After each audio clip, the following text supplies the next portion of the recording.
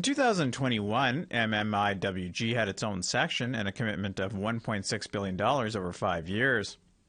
The CEO of the Native Women's Association of Canada says this is raising serious alarm bells of where previously promised investments are going. There was a major flag for us in terms of what happened with the investment in terms of the MMIWG.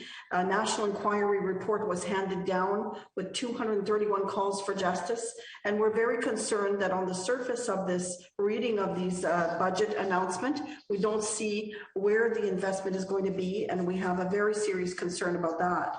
There are a few short lines on addressing gender-based violence in this year's budget, and funding for a national action plan for $539 million over 5 years.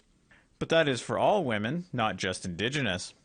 Groulx says NWAC isn't against new funding for a gender-based violence program, but the government needs to state where MMIWG fits into that programming.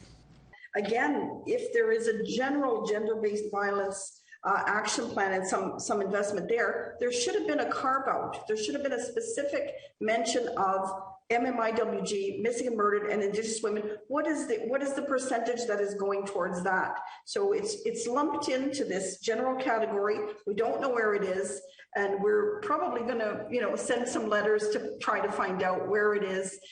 Assembly of First Nations National Chief Roseanne Archibald says governments have a habit of funding studies but not following through on their recommendations. Why do they continue to create these studies and then not fund them properly? That's a question for government. To me, there's a design.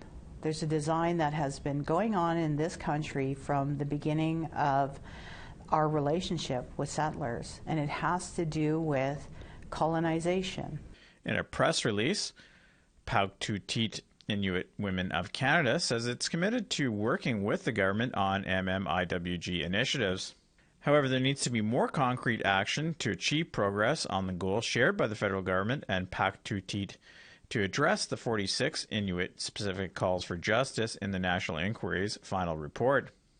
In an emailed statement, Minister of Crown Indigenous Relations Mark Miller's office says Budget 2022 continues to build on past investments to address the root causes of violence against Indigenous women and girls. And through the Federal Pathway Program, the government will invest in the calls for justice. Fraser Needham, APTN National News, Ottawa.